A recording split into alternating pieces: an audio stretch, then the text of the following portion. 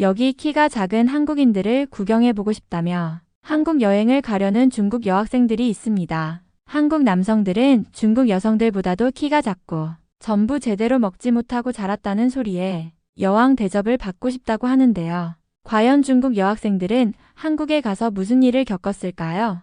안녕하세요. 저는 중국에서 고등학교에 다니고 있는 샤멍이라고 합니다. 이제 곧 고등학교를 졸업하게 되어 아쉽다는 생각을 하고 있어요. 저는 고등학교 시절 반에서 중상위권을 할 정도로 공부를 열심히 했는데 특히 역사나 지리 등의 과목을 좋아했었죠. 학교에서 이번에 새로 오신 잘생긴 남자 선생님께서 역사 강의를 해주셨는데 머리에 쏙쏙 들어왔거든요. 처음 발령받은 학교라면서 열심히 강의를 해주셨고 저희가 모르는 이야기들을 정말 흥미롭게 들려주셨습니다. 특히 선생님은 한국과 관련된 이야기를 정말 많이 해주셨죠. 요즘 한국 아이돌과 연예인에 관심을 갖는 여학생들이 굉장히 많은데 알고 보면 한국의 일반인들은 전부 키가 작고 볼품없게 생겼다는 말씀을 하셨거든요. 선생님의 키는 170cm로 상당히 키가 큰 편이고 적당히 근육도 있는 62kg의 몸매를 가졌다고 하셨는데 한국인 남성들은 160cm가 넘는 남성이 극히 드문데다가 여기 있는 중국 여학생들보다도 몸무게도 가벼울 것이라며 한국의 역사와 관련해서 설명을 해주셨습니다. 한국은 약 2300년 전부터 중국의 속국이었고 중국의 원조를 받으면서 먹고 살 수밖에 없는 구조였기 때문에 중국에서 먹지 않는 음식들을 먹으며 살아서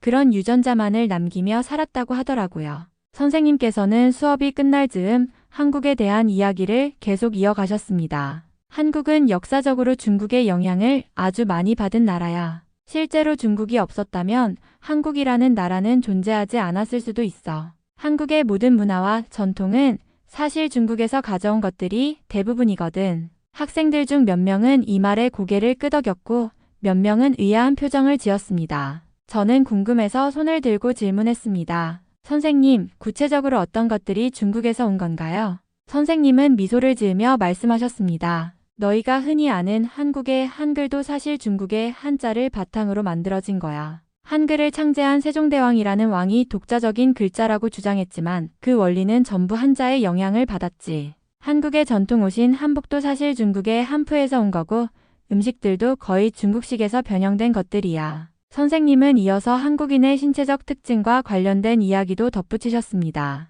한국인은 키가 작고 체구가 왜소한데 이것도 중국의 영향을 따라하려다 보니 생긴 특징일지도 몰라. 한국은 역사적으로 늘 자원이 부족했으니 중국에서 남는 걸 얻어먹으며 그 체질에 맞춰진 걸 수도 있지. 저희는 선생님의 설명을 들으며 한국이라는 나라가 이렇게까지 중국에 의존적이었다는 사실이 흥미로웠습니다. 결국 한국은 자립적인 역사를 가진 나라라기보다는 중국이라는 큰 나무 밑에서 자란 작은 가지 같은 나라야. 그들이 발전했다는 것도 결국 중국의 영향 아래에서 가능했던 일이었지. 선생님의 말은 한국에 대해 새로운 시각을 제공하는 동시에 중국의 위대함을 다시금 느끼게 해주었습니다. 한국의 이야기를 들으면서도 우리는 자연스럽게 중국의 문화와 역사가 얼마나 깊고 강력한지를 떠올리게 되었죠. 수업이 끝나고 친구들과 이야기를 나누며 선생님이 들려주신 한국과 중국의 관계에 대해 계속 생각하게 되었습니다. 선생님께서는 칠판에 지도를 그리며 한국의 고대 역사에 대한 이야기를 시작하셨습니다. 자, 여기 한반도를 보렴. 한국은 지리적으로 보나 역사적으로 보나 중국과 매우 밀접하게 연결되어 있어. 고대부터 한국은 중국의 영향을 받으며 발전했지만 독립적인 힘을 갖추기 어려운 환경에 놓여 있었지. 학생들 중 한 명이 질문했습니다. 왜요, 선생님? 한국은 왜 독립적으로 발전하지 못했나요? 선생님은 손가락으로 지도를 가리키며 설명하셨습니다. 그 이유는 지리적 여건 때문이야. 한국은 산이 많고 평야가 적어서 농업 생산량이 부족했거든. 반면 중국은 넓은 평야와 풍부한 자원을 바탕으로 강력한 문명을 발전시켰지. 그래서 한국은 생존을 위해 중국과의 관계를 필수적으로 유지해야 했어. 그러더니 선생님은 한국인의 키가 작은 이유에 대해서도 이야기를 꺼냈습니다. 한국인들이 키가 작은 이유도 역사와 지리적 요건에서 비롯된 거야. 고대 한국은 농업 생산량이 적고 식량이 풍부하지 않았기 때문에 영양 상태가 충분하지 못했어.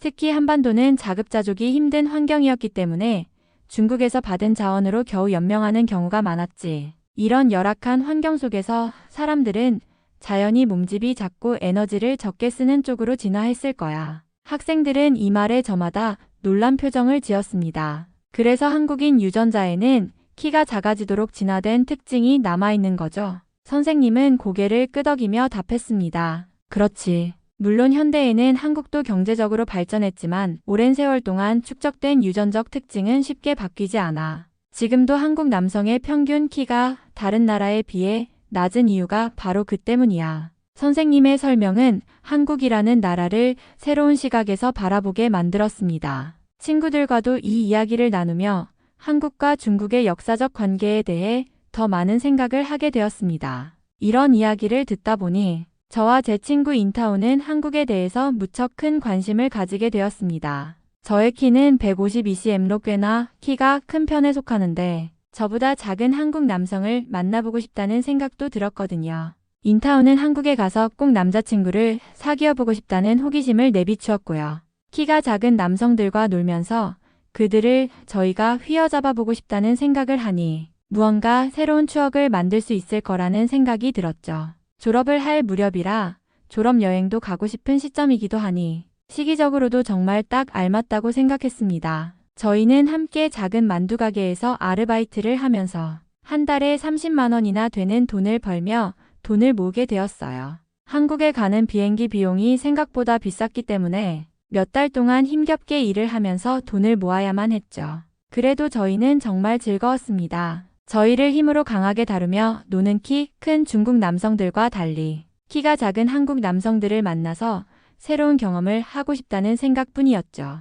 저희가 한국에 가는 것을 부러워하는 친구들도 상당히 많았습니다. 키가 153cm 남자인 친구는 자신보다 키가 작은 남자가 많다는 한국에 가보고 싶다며 저희를 부러운 눈으로 쳐다보곤 하더라고요. 그 친구는 집안 형편이 보통보다 나빴기 때문에 학비를 벌기 위해 공장에 다니는 상황이라서 여행은 꿈도 꾸지 못한다고 했거든요. 심지어 호적에 등록이 되지 않은 동생을 위해서 용돈도 주어야 하고 집에 화장실이 없기 때문에 화장실을 만들기 위한 꿈을 이루려면 이번 생에는 여행은 어렵다고 했습니다. 저희도 안타깝게 여기고 가끔 만두를 조금 사주긴 했지만 마음이 쓰였어요. 한국에 다녀와서 여러 한국의 저렴한 물건들을 선물로 준다는 약속까지 하고 말았죠. 그렇게 꿈을 키우며 몇 달 동안 돈을 모았고 드디어 한국행 비행기 표를 예약할 수 있었습니다. 졸업식이 끝난 후 바로 출발하기로 한 우리는 서로 한국에 도착했을 때의 모습을 상상하며 설레는 마음을 감추지 못했습니다. 한국행 비행기를 탄 날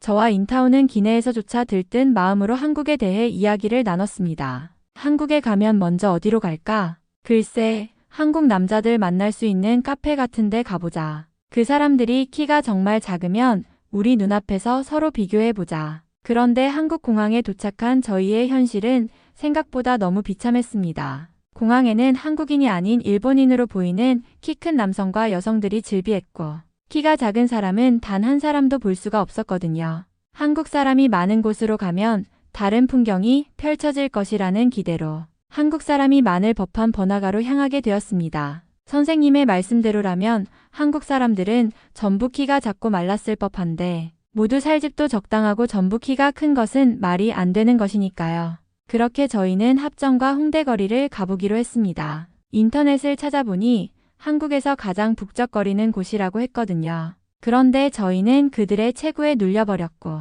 저희는 점점 초라해질 수밖에 없었습니다. 선생님의 말씀대로라면 한국은 중국의 문화에 의존했고 그 영향으로 사람들이 키가 작고 왜소해야 할 텐데 눈앞의 사람들은 모두 그렇지 않았습니다. 그렇게 번화가를 헤매던 중 익숙한 중국어가 들려왔습니다. 그 소리가 반가워 고개를 돌려보니 한 남자가 우리를 바라보며 다가오고 있었습니다. 그는 저희가 중국에서 온 관광객임을 바로 알아차린 듯 했습니다. 그의 친절한 미소와 말투 덕분에 안심할 수 있었고 자연스럽게 이야기를 나누게 되었습니다. 그는 중국에서 태어나 10대 때 가족과 함께 한국으로 이주했다고 했습니다. 지금은 대학에서 공부하며 한국에서 거주한 지 6년이 되었다고 했습니다. 우리는 선생님이 들려주셨던 한국에 대한 이야기를 그에게 털어놓았습니다. 한국 사람들이 키가 작고 왜소하다는 얘기, 한국이 중국에 종속되어 있었다는 얘기, 그리고 한국이 열악한 환경 속에서 발전하지 못했다는 선생님의 가르침까지 전부 말했습니다.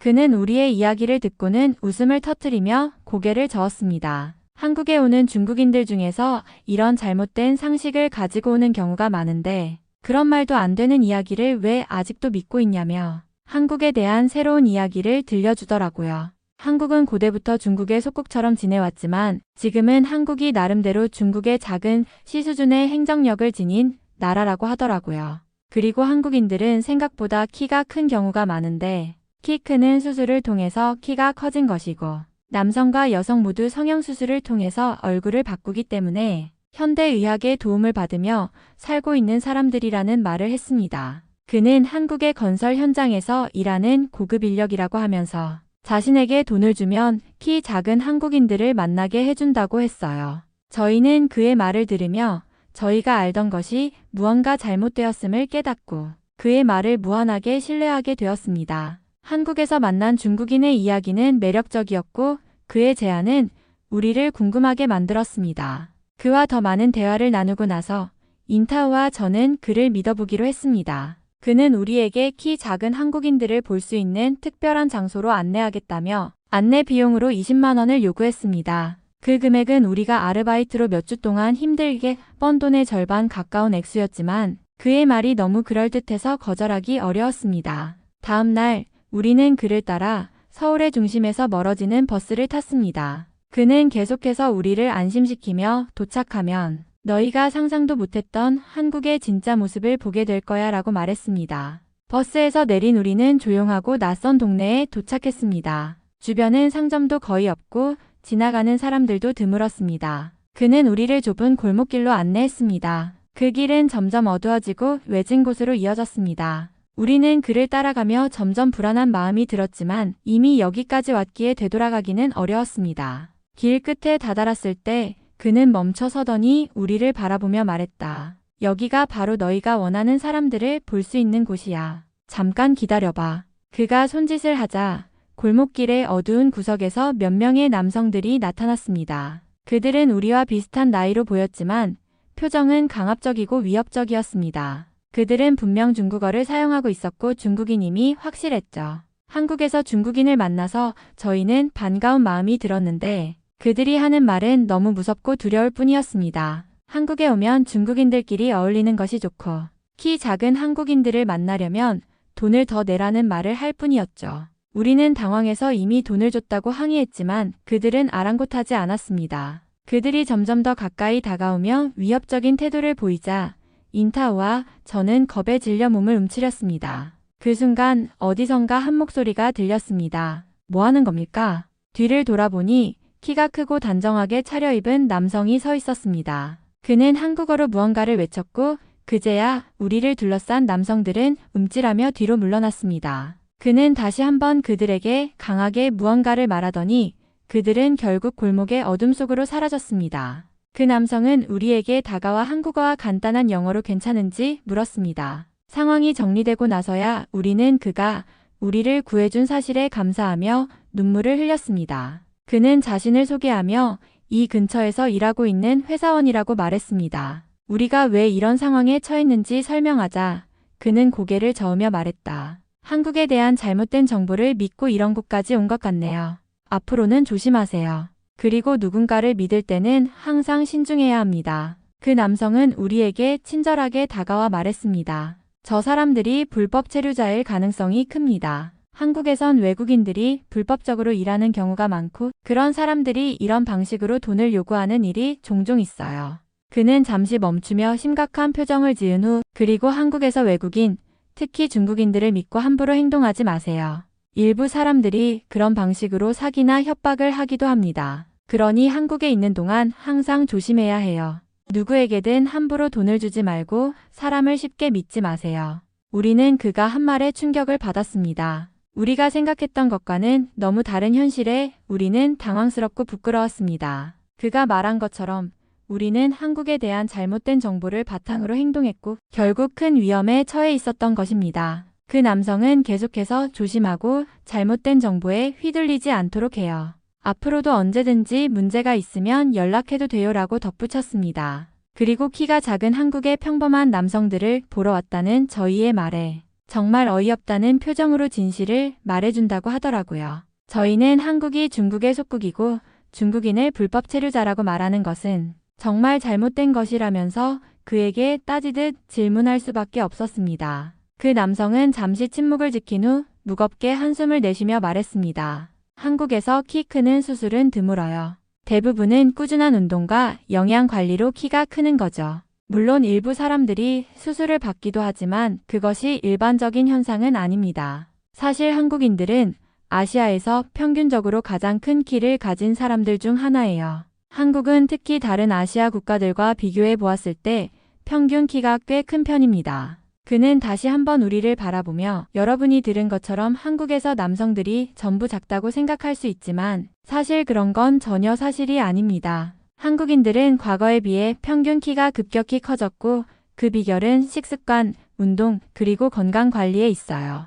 한국 사람들 중 키가 작은 사람들도 있지만 그렇게 모든 한국인들이 작다는 이야기는 전혀 맞지 않아요. 우리는 그가 말하는 내용에 놀랐습니다. 한국에 대한 잘못된 정보가 이렇게 크게 왜곡되어 있었던 거라니 그동안 우리가 들은 이야기는 얼마나 편견에 찬 것들이었는지를 실감할 수 있었습니다. 그는 이어서 그리고 한국과 중국의 역사에 대해서도 잘못된 생각을 갖고 있는 사람들이 많습니다. 한국은 과거에 중국의 영향을 받았지만 독립적인 국가로서 강력한 역사를 지켜왔어요. 예를 들어 삼국시대나 고려시대, 조선시대 모두 독자적인 문화와 정치 체제를 발전시킨 시기였죠.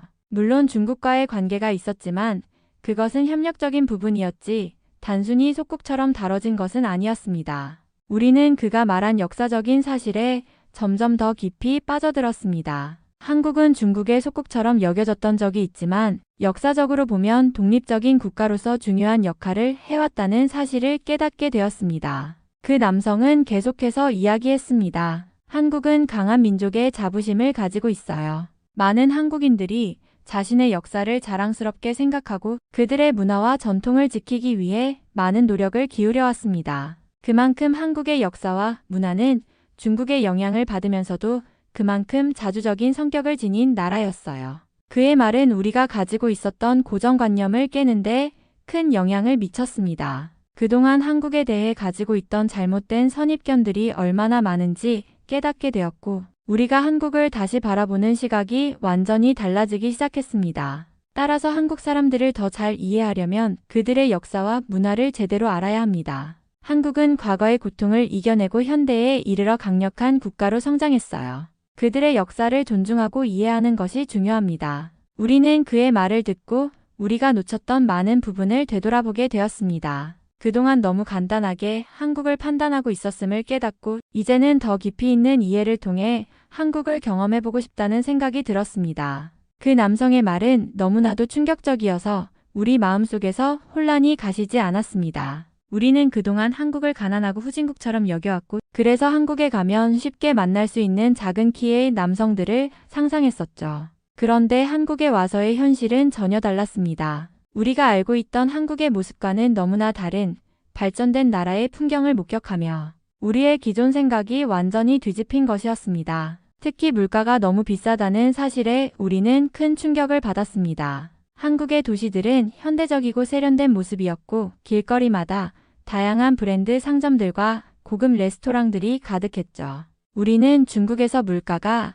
상대적으로 저렴한 편이라 한국의 물가가 상상 이상으로 비쌀 것이라고는 생각하지 못했습니다. 카페 한 잔을 사기에도 가격이 꽤 높았고 대중교통 요금도 우리가 생각했던 것보다 더 비쌌습니다. 그 모든 것이 우리가 생각했던 가난한 한국과는 너무 다른 현실을 보여주었습니다. 이건 너무 이상하다 인타오가 말했습니다. 우리가 알고 있던 한국은 이렇게 발전된 나라가 아니었잖아. 왜 이렇게 물가도 비싸고 도시는 이렇게 깨끗하고 잘 정리되어 있을까? 그의 말처럼 우리는 한국의 발전 정도에 놀라지 않을 수 없었습니다. 거리마다 최신 기술을 이용한 시스템들이 도입되어 있었고 사람들은 모두 바쁘게 일하며 도시 곳곳에서 역동적인 에너지를 느낄 수 있었습니다. 우리에게 한국은 정말 빈곤한 나라라는 이미지가 있었는데 이곳은 오히려 너무 발전된 모습이어서 오히려 더 혼란스러웠습니다. 그 남성은 우리의 당황스러운 반응을 이해한 듯 말했습니다. 한국은 과거의 경제적 어려움을 극복하고 빠르게 발전한 나라입니다.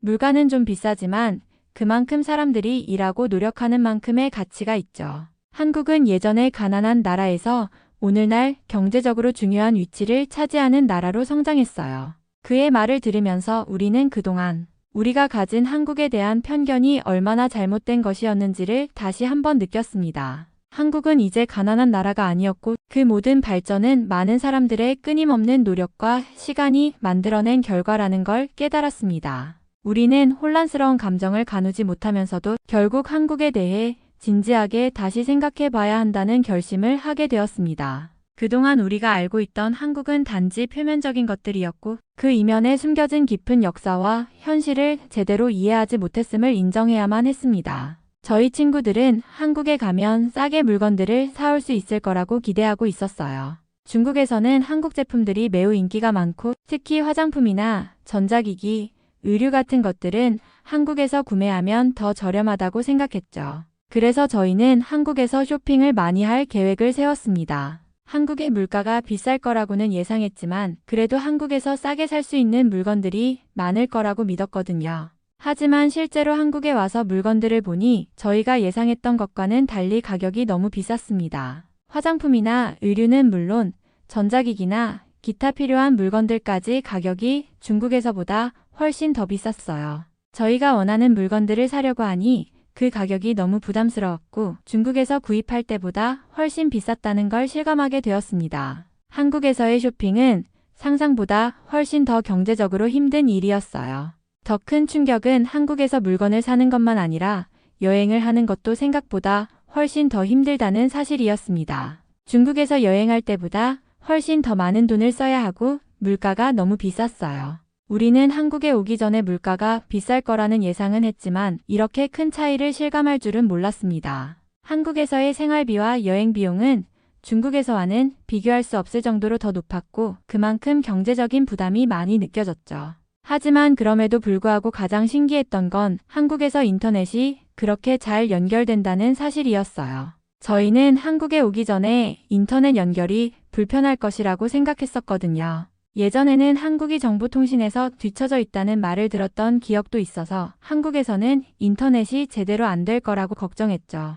그러나 한국에 도착해보니 거의 모든 곳에서 무료 와이파이가 제공되고 스마트폰을 꺼내자마자 바로 중국과 실시간으로 연락할 수 있었습니다. 어디를 가든 인터넷이 원활하게 연결되었고 한국 내에서 중국과의 연결이 이렇게 간편하다는 사실에 너무 놀랐습니다. 이게 정말 한국이야. 인타오가 말했어요. 인터넷도 이렇게 잘 되다니 중국에서는 이런 것들이 이렇게 잘 되지 않는데 우리가 여기서 실시간으로 중국과 연결될 수 있다는 게 신기하네. 저희는 그동안 한국에 대한 기대가 많았지만 실상 한국은 그 기대 이상으로 발전된 나라라는 걸 실감하게 되었습니다. 물건 가격과 여행 비용이 너무 비쌌지만 한국에서 경험한 편리한 생활 환경과 뛰어난 인터넷 인프라는 예상 밖의 큰 놀라움이었고 한국의 발전된 모습을 눈앞에서 확인할 수 있는 기회였습니다. 한국에 와서 가장 신기했던 것 중 하나는 바로 유튜브였습니다. 중국에서는 유튜브가 금지되어 있기 때문에 우리는 그동안 인터넷에서 볼 수 없었던 영상들을 전혀 접할 수 없었죠. 그래서 인타오와 저는 호기심에 유튜브를 처음 사용해 보기로 했습니다. 한국에 도착한 후 숙소에서 인터넷에 접속하고 스마트폰을 꺼내 유튜브를 검색했을 때 그동안 볼 수 없었던 수많은 영상들이 나왔습니다. 저희는 처음엔 단순히 음악이나 예능 프로그램을 보기 시작했어요. 그런데 점차 그것들이 단순한 오락을 넘어서 정말 다양한 정보와 콘텐츠들이 있음을 깨닫게 되었습니다. 한국에서 일어나는 사회적, 정치적 이슈나 세계적인 뉴스들까지 실시간으로 확인할 수 있는 것에 저희는 정말 놀랐습니다. 중국에서는 그런 정보를 찾아보기 어렵고 많은 것들이 정부의 검열을 받아 편집된 버전만 볼 수 있었기 때문이죠. 또한 한국에서는 사람들의 자유로운 의견 표현이 자연스럽게 이루어지고 있다는 것도 충격적이었습니다. 유튜브에서 다양한 사람들이 각자의 생각을 자유롭게 이야기하고 그 의견들이 서로 존중받는 모습을 보면서 저희는 중국에서 경험할 수 없었던 자유로운 분위기를 느꼈습니다. 한국에서는 사람들이 정부나 사회에 대해 불만을 표출하고 그들이 원하는 변화나 개선을 요구하는 모습들이 너무 자연스러워 보였죠. 반면 중국에서는 그런 표현들이 금지되고 제한되기 때문에 이런 자유로운 분위기를 접하는 것 자체가 저희에겐 너무 신선하고 충격적이었습니다. 특히 여러 유튜브 영상에서 한국인들이 정부의 정책이나 사회적 문제에 대해 적극적으로 토론하고 그 문제를 해결하기 위해 나서는 모습을 보면서 중국에서 우리가 접할 수 없었던 진실들이 많이 드러나더라고요. 중국에서는 정부의 통제 아래에서 일어나는 문제들은 거의 공개되지 않기 때문에 한국에서 사람들이 자유롭게 의견을 표현하고 문제를 해결하려는 모습을 보면서 많은 생각이 들었습니다. 중국은 진짜 잘못된 나라였구나, 인타오가 말했어요. 여기 한국은 모든 것이 자유롭고 사람들이 서로 이야기하고 더 나은 나라로 만들기 위해 노력하는 것 같아. 우리가 배워야 할 점이 너무 많아. 저희는 그때 비로소 중국에서 배운 것들이 얼마나 제한적이고 잘못된 것들이었는지 깨닫게 되었습니다. 중국에서는 정부가 제시하는 정보만 믿고 살도록 교육받고 자유롭게 의견을 나누는 것이 금기시된 사회였죠. 그러나 한국에서는 사람들의 목소리가 자유롭게 들리고 진실을 추구하는 모습이 정말 인상적이었습니다. 그때 저희는 중국에서 자신들이 믿고 따르던 것들이 얼마나 왜곡되고 제한된 것들이었는지, 그리고 한국이 그만큼 민주적이고 자유로운 사회임을 깨달았습니다. 처음 한국에 도착했을 때 저희는 중국에서 온 것을 자랑스럽게 생각했습니다. 중국은 저희에게 자부심을 느끼게 하는 나라였고 중국의 역사와 문화는 매우 자랑스러웠죠. 저희는 그런 생각을 가지고 한국에 왔습니다. 그러나 한국에서 서양인들을 만나고 나서 그 자부심이 점차 흔들리기 시작했습니다. 저희가 숙소 근처의 카페나 음식점을 가면 서양인들이 저희를 볼 때마다 피하는 듯한 느낌을 받았습니다. 처음에는 그냥 사람들이 저희를 신경 쓰지 않는다고 생각했어요. 하지만 시간이 지나면서 점점 더 자주 그런 상황을 겪게 되었습니다. 저희가 중국에서 왔다고 말하면 서양인들은 어색하게 웃으며 말을 돌리거나 심지어는 대화를 피하는 경우도 있었습니다. 그들의 눈빛에서 불편함을 읽을 수 있었고 그들이 저희와 얘기하려는 의지가 별로 없다는 것도 느껴졌습니다. 저희는 처음에 그 이유를 잘 이해하지 못했어요. 왜 저희가 중국에서 왔다고 말하는 것만으로 이렇게 불편해하는 걸까? 라고 생각했죠. 중국을 자랑스럽게 여기던 저희는 한국에서 그런 반응을 마주하니 충격을 받았습니다. 그동안 중국은 우리에게 큰 자부심을 주는 나라였고 우리는 중국의 문화와 역사를 긍정적으로 바라보았기 때문이죠. 하지만 한국에서 서양인들이 중국에 대해 가지는 선입견과 불편한 태도를 경험하면서 조금씩 그들이 왜 그런 반응을 보이는지에 대한 궁금증이 생기기 시작했습니다. 어느 날 한 서양인과 이야기를 나누던 중 그가 저희가 중국에서 왔다고 들은 뒤 표정을 바꾸며 중국 그 나라라고 말하더군요. 그 말투에서 무언가 부정적인 감정이 느껴졌고 저희는 왜 그런지 이해하기 어려웠습니다. 그러자 그는 잠시 망설이다가 중국에 대한 부정적인 소식들이 많이 들리죠. 그리고 중국 정부에 대해서 사람들이 좋지 않은 시각을 가지기도 해요. 라고 말했습니다. 그 순간 저희는 그동안 알지 못했던 중국에 대한 외부의 시각을 깨닫게 되었습니다. 중국은 경제적으로 강한 나라일지 모르지만 그 정치적인 면이나 국제적인 이미지에서는 많은 논란이 있었다는 것을 알게 되었습니다. 서양인들이 저희를 피하는 이유가 단순히 저희가 중국에서 왔다는 사실 때문만은 아니라는 것을 조금씩 이해하게 되었습니다. 그들은 중국의 정부나 정치적인 면에 대한 불신과 부정적인 인식이 있었고 그로 인해 중국에서 온 사람들에게도 자연스럽게 그런 감정이 전달되는 것 같았습니다. 그때부터 저희는 중국에 대해 다시 한번 생각하게 되었습니다. 우리가 자랑스럽게 여겼던 나라가 다른 나라들에서 어떤 시각으로 보이는지 알게 되면서 그 자부심이 조금씩 흐려지기 시작했습니다. 중국이 정말 자랑스러운 나라인지 아니면 그동안 알고 있던 것들이 왜곡된 정보에 기반한 것이었는지에 대한 고민이 깊어졌습니다. 한국에서의 경험은 저희에게 중국에 대한 새로운 시각을 가지게 해주었고 동시에 중국과 세계와의 관계에 대해 다시 생각하게 만들었습니다. 한국에서의 경험은 저희에게 큰 충격을 주었고 그동안 우리가 생각했던 것과 너무 다른 현실을 보여주었습니다. 한국은 중국과 비교할 수 없을 정도로 대단한 나라라는 생각이 점차 강해졌습니다. 한국은 모든 면에서 발전한 나라였어요. 경제적으로도 기술적으로도 문화적으로도 중국보다 훨씬 앞서 있는 느낌이었습니다. 한국의 거리마다 사람들이 최신 스마트폰을 들고 다니고 모든 곳에서 빠르고 효율적인 교통 시스템이 운용되고 있었습니다. 중국도 발전했지만 한국의 기술력과 발전 속도는 정말 인상적이었죠. 또한 한국인들의 자긍심과 단합력도 매우 부러웠습니다. 한국은 작은 나라지만 세계에서 큰 영향력을 미치는 나라로 성장했어요.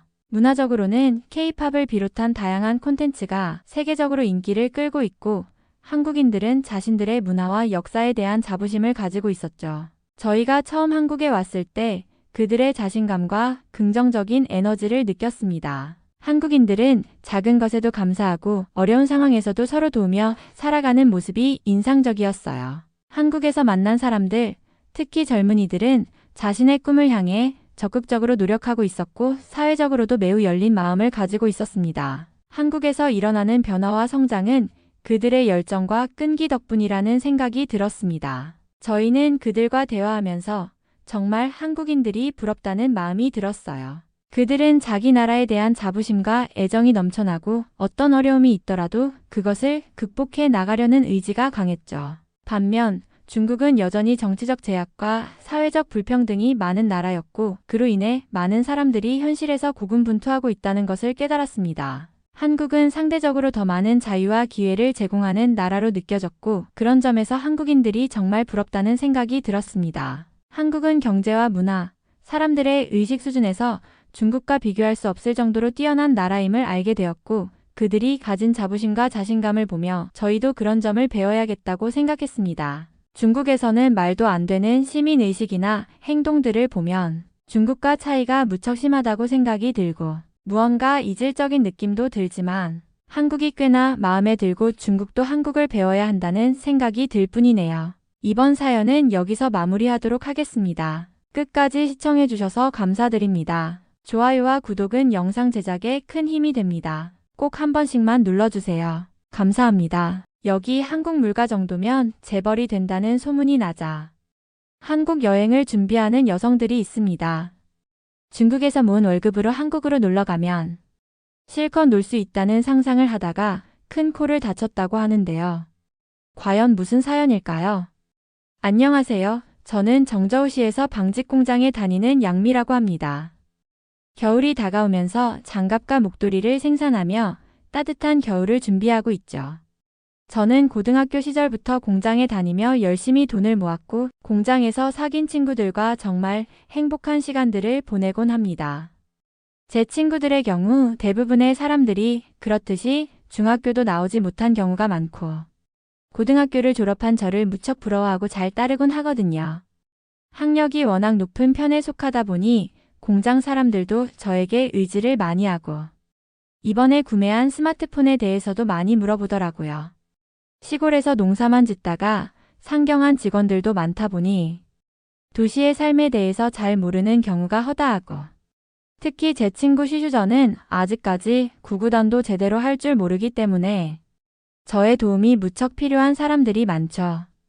그런데 쉬슈저는 최근 어디서 보았는지 한국에 대해서 말을 하더라고요. 한국은 중국 물가보다 훨씬 저렴한데도 나름 도시화가 되어 있고 중국인들이 많이 놀러가는 관광지라는 말을 했죠. 저는 한국에 대해서 관심도 없을 뿐더러 한국이라는 나라가 중국의 소수민족들이 사는 작은 시라고 알고 있었는데 쉬슈전이 그런 말을 하자 관심이 생기더라고요. 궁금해서 급한 대로 한국에 대해서 중국의 여러 사이트를 찾아보니 대부분 중국어를 사용하는 데다가 먹을 것이나 볼거리도 꽤나 있는 것 같더라고요.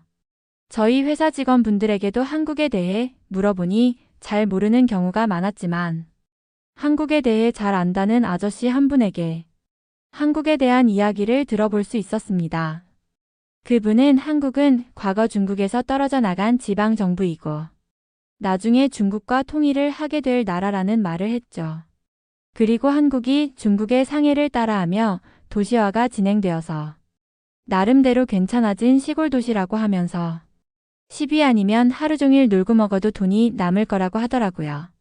환율을 찾아보니 10위안은 한국 돈으로 2,000원 정도인데 그 돈이면 실제로 충분할 것만 같았습니다.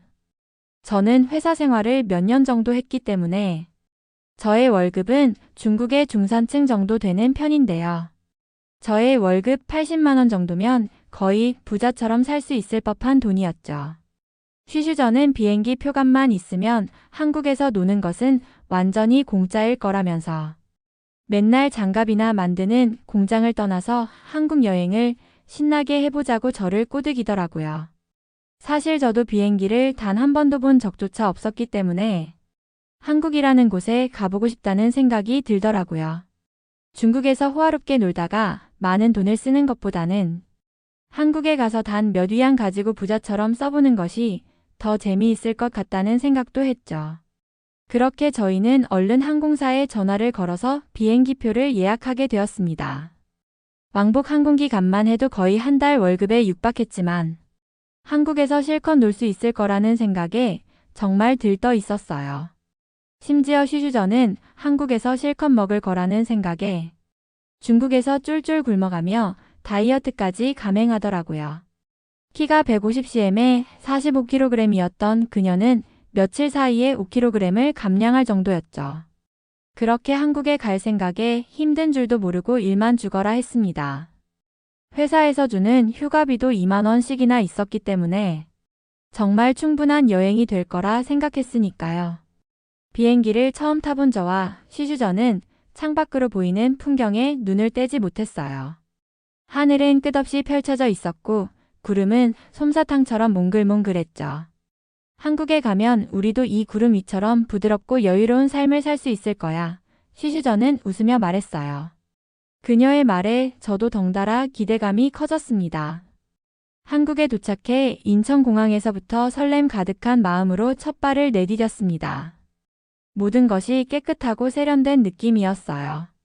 슈슈전과 저는 주변 사람들을 보며 이제 우리도 부자의 삶을 누릴 시간이다 라며 우쭐해졌죠. 하지만 그 행복은 오래가지 않았습니다. 배가 고파진 우리는 공항 내 편의점으로 들어갔어요. 슈슈전은 초콜릿과 음료수, 과자 몇 가지를 집어들고 계산대에 갔습니다. 얼마예요? 그녀가 중국어로 묻자 점원이 15,000원입니다 라고 답했어요. 저는 순간 깜짝 놀라 손가락으로 숫자를 세기 시작했죠. 15,000원? 중국 돈으로 환산하면 거의 75위안인데 이게 진짜야? 슈슈전도 저도 할 말을 잃었습니다. 그녀는 작은 목소리로 물었습니다. 혹시 여기 초콜릿이 금으로 만든 건가? 이게 왜 이렇게 비싸지? 우리는 어색하게 웃으며 초콜릿만 남기고 나머지를 모두 내려놓았습니다. 결국 3,000원짜리 초콜릿 하나를 사면서도 손이 떨렸어요. 그 순간 깨달았죠. 뭔가 크게 잘못됐다는 것을. 슈슈전, 우리 계산을 다시 해봐야 할 것 같아. 전에 아저씨가 10위안이면 충분하다고 했잖아. 이게 말이 안 돼. 하지만 한국 돈은 생각보다 빨리 줄어들었고 가격표에 적힌 숫자들은 우리의 기대를 산산조각 냈습니다. 공항을 나와 버스를 타기 위해 티켓을 사러 갔는데 또 한 번 충격이 밀려왔습니다. 공항버스 요금이 15,000원이었어요. 슈슈전은 속삭이듯 말했죠. 우리 공장에서 이틀 동안 번 돈을 겨우 버스 타는데 쓴다고? 버스를 타고 가는 내내 그녀는 창밖을 바라보며 한숨을 쉬었습니다. 여기서는 과자도 금값이구나. 서울에 도착해서 숙소를 잡았지만 이미 예산이 크게 줄어든 상태였습니다. 숙소 또한 주변에 숙소를 전부 들어가서 가격을 확인하고 가장 저렴한 곳을 잡았기 때문에 가장 좁은 곳이었습니다. 그래도 중국에서 살던 집보다는 훨씬 화려했고 깨끗했기 때문에 이 정도만 되어도 정말 행복한 집이라는 생각만 할 뿐이었죠. 그런데 숙소비만 해도 저희의 며칠 일당이기 때문에 눈물이 날 지경이었습니다. 그래도 우리는 명동에서 거리를 걸으며 화려한 간판과 북적이는 사람들을 구경하며 마음을 달래기로 했습니다. 우리 아직 포기하면 안 돼. 그냥 밥 한 끼라도 제대로 먹어보자. 제가 말하자 슈슈전이 고개를 끄덕였습니다. 작은 식당에 들어가 떡볶이와 김밥을 시켰습니다. 메뉴판에 적힌 가격을 보고도 중국 음식점에서도 이 정도는 하지 라며 위로했죠. 하지만 음식을 다 먹고 계산서를 보자 또다시 충격이 찾아왔습니다. 총 금액이 28,000원. 우리 이러다가 내일은 편의점 라면도 못 사 먹겠어. 슈슈전은 손에 쥐고 있던 돈을 세며 얼굴이 하얗게 질렸습니다. 그날 밤 숙소로 돌아온 우리는 침대에 누워 한참을 말없이 천장만 바라봤습니다. 슈슈전이 마침내 입을 열었습니다. 내가 뭔가 착각했던 것 같아. 여기 우리 상상과 너무 다르다. 저도 한숨을 내쉬며 말했죠. 그래도 어차피 온 거니까 어떻게든 최대한 버텨보자. 한국의 진짜 모습도 구경하고 우리가 얼마나 열심히 일했는지 느껴보자. 한국에 가보고 나서 깨달은 사실은 한국의 물가가 중국보다 몇 배는 더 비싸다는 점이었어요. 중국에서는 작은 식당에서 만두 한 접시를 10위안인 약 2,000원도 안 되는 가격에 배불리 먹을 수 있잖아요. 그런데 한국에서는 만두 한 접시가 기본 6,000원에서 10,000원 정도 하더라고요. 중국 돈으로 따지면 30위안에서 50위안에 해당하는 가격이니 중국의 최소 3배에서 5배는 더 비싼 셈이죠. 길거리 음식도 마찬가지였어요.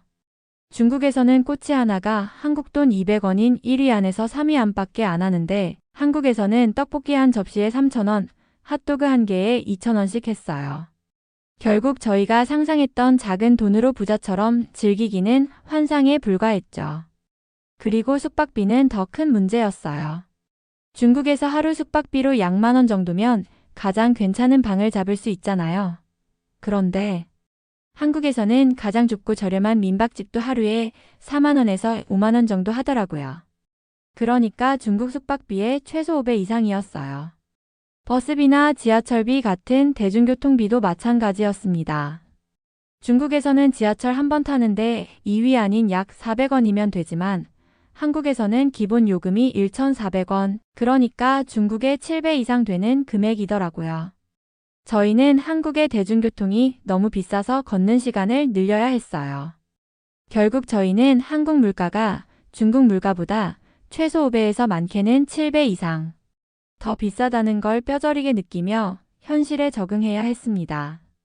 한국이 중국보다 발전한 나라라는 것도 이제야 알았고 그만큼 돈도 많이 들어가는 나라라는 걸 몸소 깨달은 여행이었어요. 환전해둔 한국 돈이 빠르게 줄어들면서 저희는 불안해지기 시작했습니다.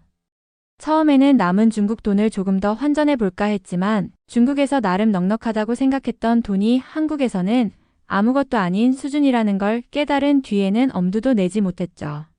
시간이 갈수록 우리가 도대체 왜 이렇게 돈을 쉽게 쓸 수 있을 거라 생각했을까?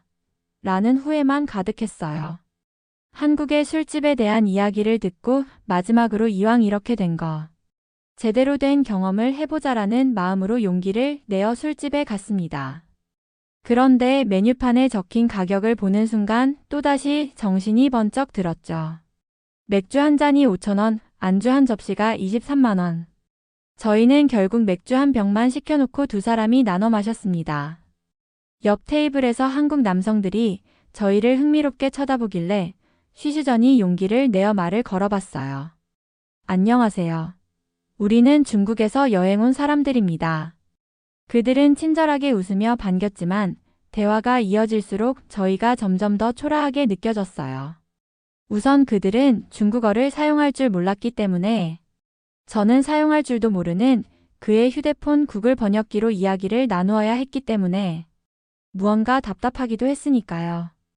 여행 왔다고요? 한국에서 뭐 많이 드셨어요? 어디 구경하셨어요? 라는 질문에 제대로 대답할 수가 없었거든요. 구경은커녕 편의점 도시락으로 끼니를 때운 이야기나 대중교통 요금을 아끼려고 서울 시내를 몇 시간을 걸어 다닌 이야기를 할 수는 없었으니까요. 그날 저녁 쉬쉬전은 한숨을 쉬며 이렇게 말했어요. 한국에 오면 부자가 된 기분을 느낄 줄 알았는데 우리가 중국에서는 생각도 못 해본 거지 같은 경험을 하고 있네. 저도 고개를 끄덕였습니다.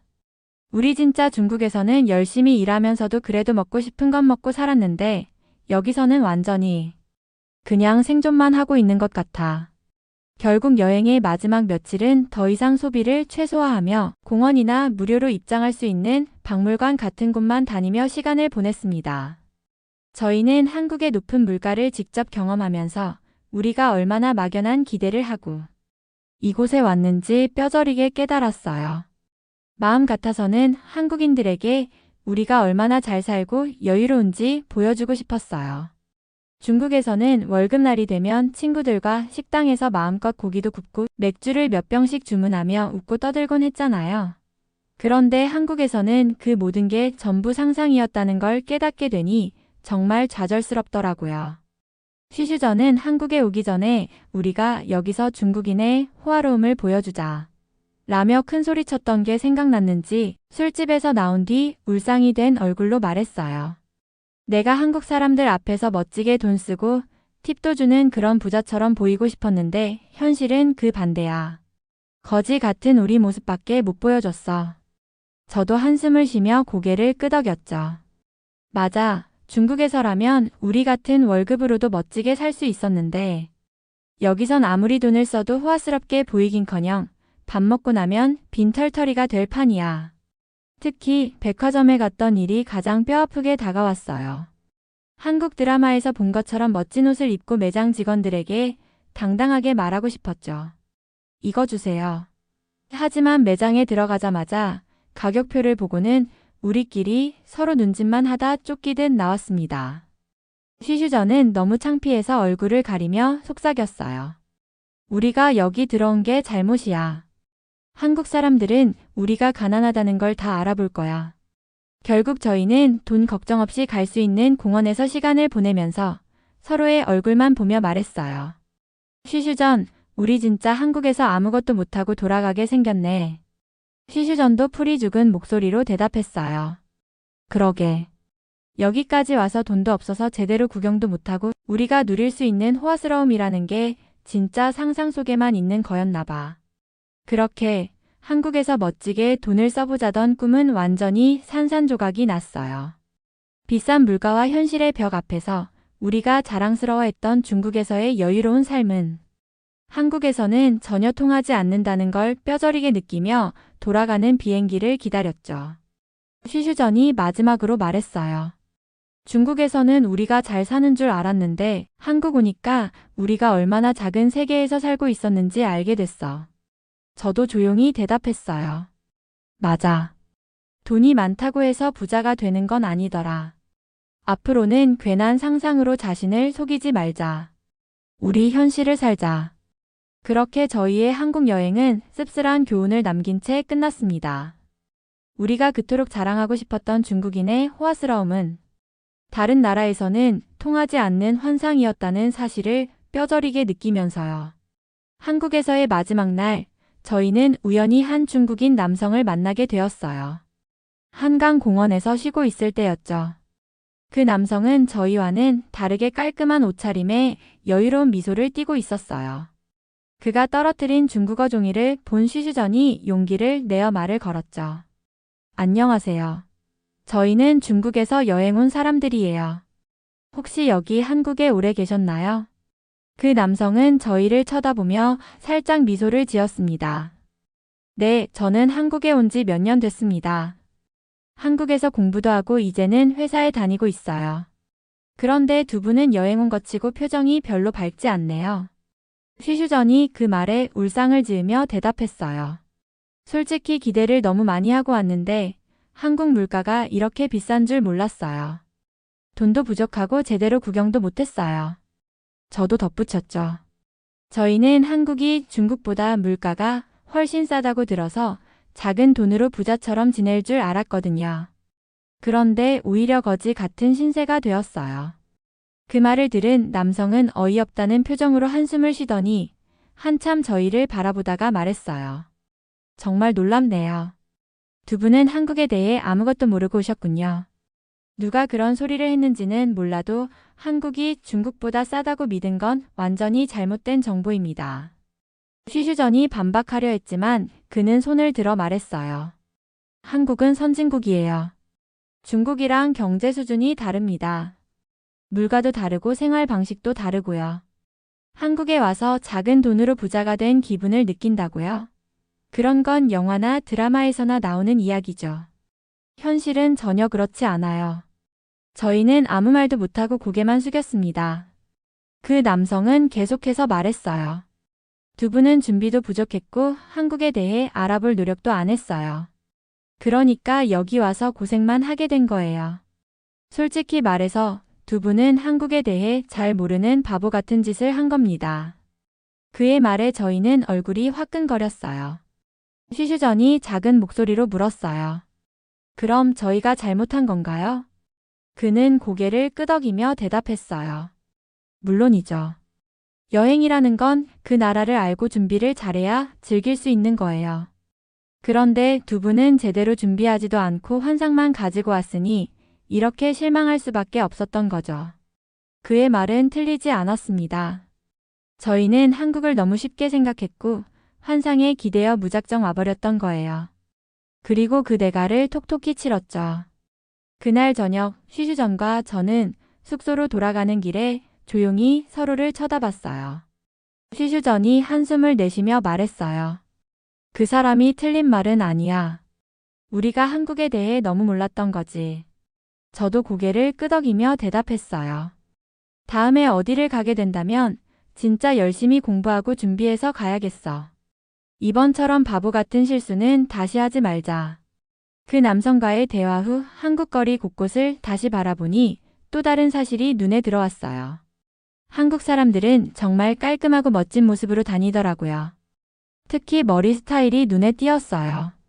남자들은 단정하면서도 세련된 헤어스타일을 하고 있었고 여자들은 각자 개성을 살린 멋진 스타일로 꾸미고 있었어요.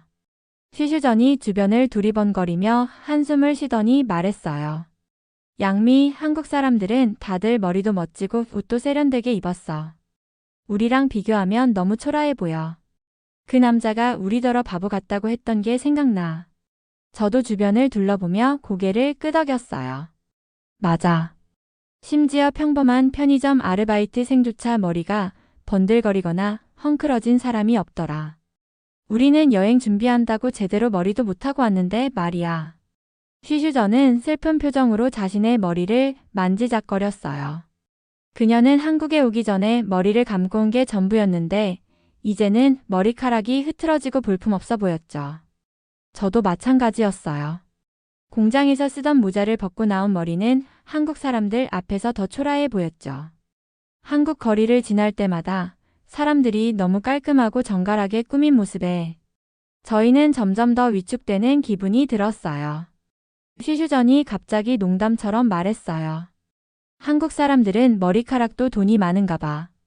우리 머리는 왜 이렇게 부스스하고 초라할까? 진짜 머리도 나라 따라 다르네. 저도 웃어넘기려고 했지만 그 말에 진심이 묻어났어요. 그러게. 우리도 한국처럼 멋진 미용실에 가면 변신할 수 있을까? 하지만 미용실 가격을 검색해보자 현실은 다시 저희를 좌절하게 만들었어요. 한국에서 머리를 자르거나 스타일링하는 비용은 중국보다 몇 배나 비쌌거든요. 중국에서는 20위안, 그러니까 한국 돈으로 4,000원이면 머리를 자르고도 잔돈이 남았는데 한국에서는 기본이 2만원, 염색이나 펌을 하려면 10만원은 쉽게 넘어가더라고요. 쉬슈전이 고개를 절레절레 흔들며 말했어요. 양미, 우리 머리를 멋지게 바꾸려면 이번 달 월급을 다 써야 할지도 몰라. 그냥 우리 있는 그대로의 머리로 돌아가자. 저도 쓴웃음을 지으며 대답했어요. 그래, 다음에 한국 올 땐 적어도 미용실에서 머리 정리라도 하고 오자. 지금은 이 모습으로 버티는 수밖에 없네. 그렇게 저희는 한국 사람들의 깨끗하고 멋진 모습에 또 한 번 놀라며 자신을 돌아보게 되는 시간을 가졌어요. 그들의 단정한 외모와 자신감 있는 태도는 단순히 외모를 가꾸는 것 이상으로 그들의 삶의 태도와 생활 수준을 보여주는 것 같았죠. 한국 여행은 끝까지 저희에게 겸손과 배움의 의미를 가르쳐주는 시간이었습니다. 쉬슈전과 저는 한국 여행 내내 생각했어요. 왜 중국에서는 한국을 가난한 나라로 알고 있을까? 여기서 본 현실은 전혀 그렇지 않았거든요. 길거리의 자동차는 대부분 깨끗하고 새 것처럼 보였고 가게들은 밝고 세련된 간판들로 가득했어요. 심지어 한국 사람들은 카페나 식당에서 비싼 음료나 음식을 거리낌 없이 시켜 먹더라고요. 저희가 계산서를 보고 한 번 더 고민해야 하는 금액을 아무렇지도 않게 내는 모습이 정말 충격이었어요. 쉬슈전이 문득 생각난 듯 말했어요. 양미, 중국에서는 한국이 우리보다 못 사는 나라라고 배웠잖아. 심지어 어떤 사람들은 한국이 중국의 한 지역 수준밖에 안 된다고 하던데 왜 그런 소문이 난 걸까? 저도 그 질문에 고개를 갸웃했어요. 그러게 말이야. 아마도 과거 이야기가 아닐까 싶어. 옛날에는 한국이 진짜 힘들었던 시절이 있었겠지. 그런데 지금은 확실히 달라 보이잖아. 뉴스나 책에서 봤던 거랑 너무 달라. 쉬슈전이 고개를 끄덕이며 덧붙였어요. 맞아. 한국 사람들이 예전에 고생을 많이 했다는 이야기는 들었어. 전쟁도 겪고 경제도 많이 어려웠다고 하더라고.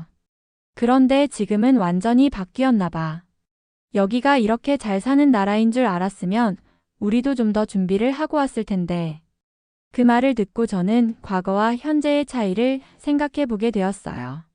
어쩌면 한국에 대한 소문은 옛날 상황을 바탕으로 만들어졌을 수도 있고 아니면 사람들이 한국에 대해 제대로 알지 못해서 생긴 오해일 수도 있었겠죠.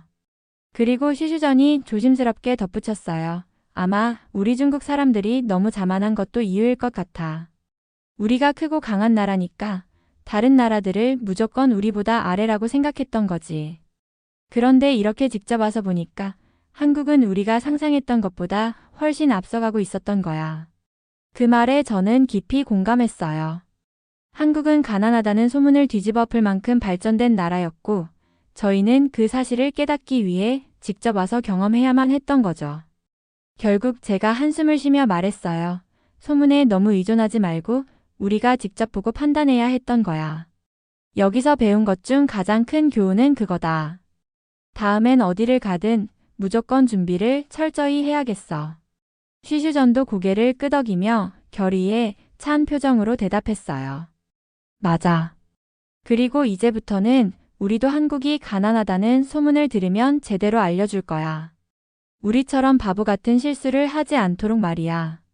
그렇게 저희는 한국에서 겪은 좌절과 깨달음을 마음에 새기며 앞으로는 소문이 아닌 진실에 더 귀를 기울이겠다고 다짐했어요. 한국에서 돌아온 후 저희는 중국에 있는 직원들에게 한국에서의 경험을 이야기하며 물건들을 왕창 사오려고 했던 계획을 얘기했어요.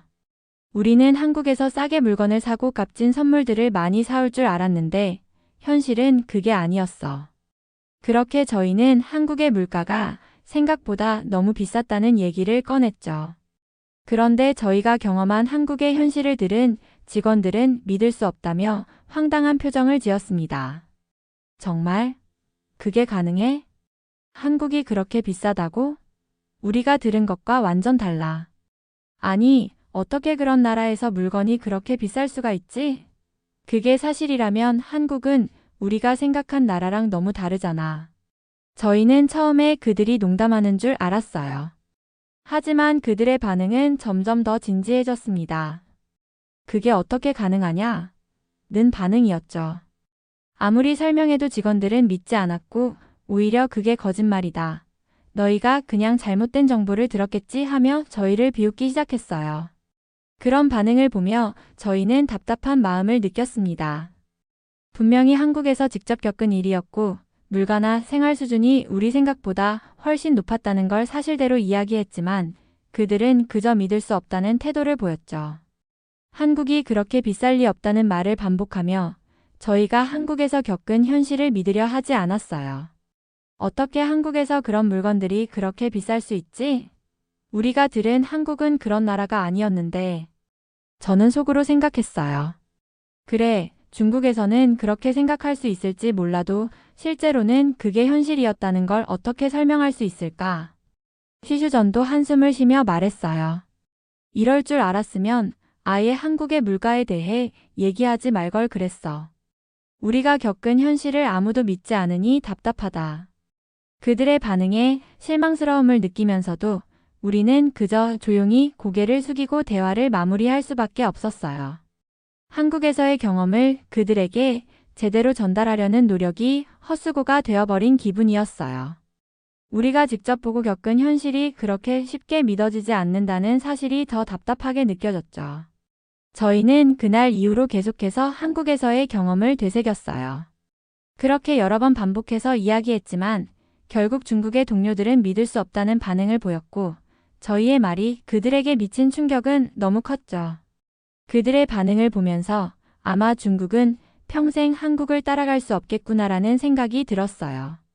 한국의 발전 속도, 그들의 물가와 생활 수준, 사람들의 태도까지 모두 다르게 느껴졌죠. 제가 생각한 것보다 한국은 훨씬 더 높은 곳에 있었고 그들의 시스템이나 문화가 너무나 성숙하고 발전되어 있다는 느낌을 지울 수 없었어요. 반면 중국은 여전히 빠르게 성장하고 있지만 그 속도와 수준이 한국을 따라잡기에는 한참 멀다고 느껴졌어요. 그저 한국에서 배운 것을 마음속에 간직한 채 현실에 만족하며 살아가는 게 가장 나은 길이라는 생각이 들었어요. 다시 중국으로 돌아와서 공장에서 일하는 일상 속에서 저는 저희가 아무리 열심히 일해도 한국에서 경험한 그 수준에는 한참 미치지 못할 것이라고 느꼈어요. 그래서 그저 중국에서 주어진 일들을 묵묵히 하며 살아가는 것이 제일 현실적이고 적당한 선택이라는 생각이 들었습니다. 우리는 한국과 비교하지 말고 그냥 우리 할 일만 열심히 하자. 쉬시전이 조용히 말했어요. 그래, 한국처럼 살려면 너무 많은 돈과 시간이 필요할 것 같아. 그냥 여기에서 열심히 일하고 내가 할 수 있는 범위 안에서 만족하며 살자. 저도 그렇게 마음을 다잡았죠. 그렇게 우리는 한국을 넘기 위해 애쓰지 않고 그저 현실을 받아들이며 조금 더 단단히 중국에 발을 붙이고 살아가기로 했습니다. 앞으로 한국에 가기는 힘들 것 같으니까요. 이번 사연은 여기서 마무리하도록 하겠습니다. 끝까지 시청해주셔서 감사드립니다. 좋아요와 구독은 영상 제작에 큰 힘이 됩니다. 꼭 한 번씩만 눌러주세요. 감사합니다.